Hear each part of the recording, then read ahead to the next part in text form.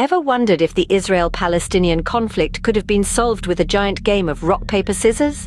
Well, if only history were that simple.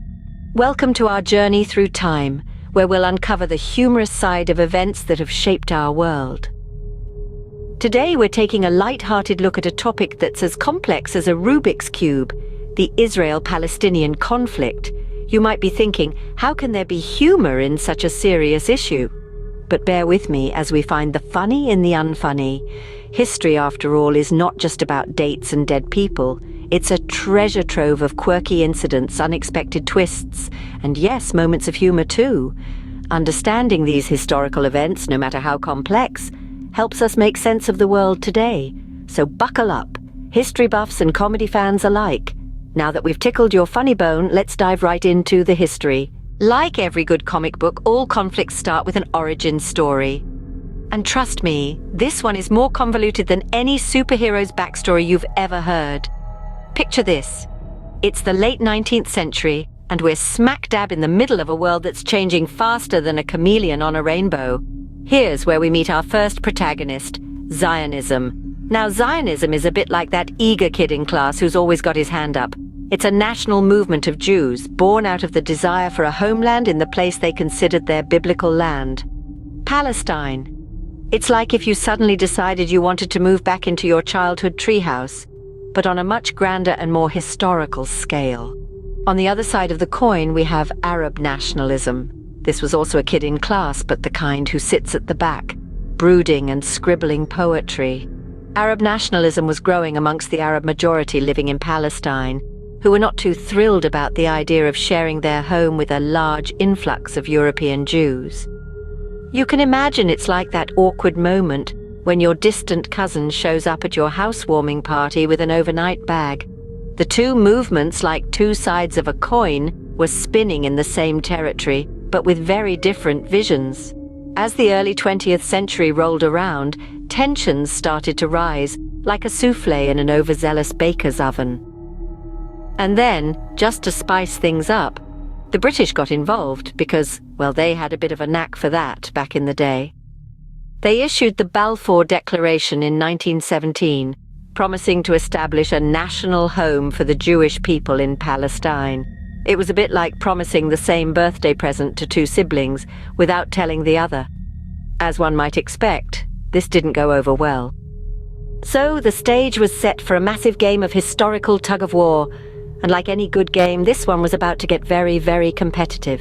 Imagine being invited to a party only to find out you have to share your gift with someone else. Now that's a party faux pas, isn't it? Well, that's exactly what happened in 1947, when the United Nations decided to partition Palestine. Picture this. The United Nations is the host of this grand party. Palestine is the birthday boy, and the guests are the Jewish people and the Arabs. The UN, in its infinite wisdom, decides that the birthday gift, which is the land of Palestine, should be shared. The Jewish people get a slice, and the Arabs get a slice. Sounds fair, right? Well, not quite. You see, both the Jewish people and the Arabs believed that the entire cake, the land, was rightfully theirs. So they did what any reasonable partygoers would do. They started a food fight. And by food fight, I mean a war. This war, known as the War of 1948 or the Arab-Israeli War, was a messy affair. It was like a game of musical chairs, only with borders. When the music stopped, whoever had the most land won. The Jewish state ended up with more territory than initially allocated by the UN. The Arabs, on the other hand, were left with less than they started with, a bit like leaving a party with less cake than you arrived with. This war set the stage for a series of conflicts and disputes that would continue for decades. It was a classic case of he said, she said, or rather, he said, with both sides adamant about their claims. So the next time you're at a party and asked to share your gift, remember the UN Partition Plan of 1947. It might just save you from starting a war over a slice of cake. And that's how the first round of musical borders ended.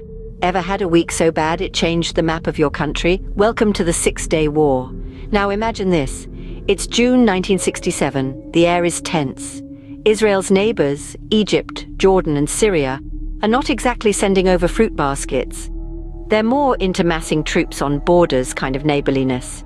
You know, the usual stuff. Now, Israel, being the new kid on the block, does not take kindly to this. So they do what any reasonable country would do. They launch a preemptive strike.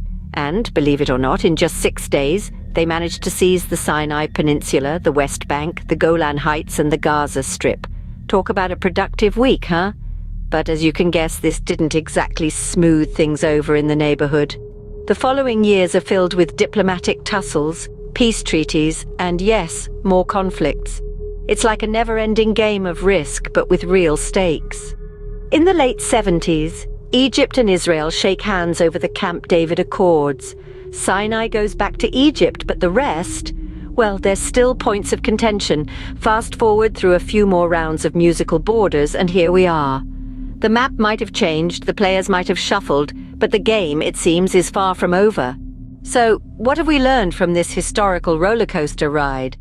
Well, we've seen that the Israel-Palestinian conflict is a lot like a game of rock, paper, scissors, only with less laughter and more international diplomacy. From origin stories to partition plans, 6-day wars to the present day, it's been a whirlwind of events. And there you have it, the Israel-Palestinian conflict, a tale of historical musical chairs.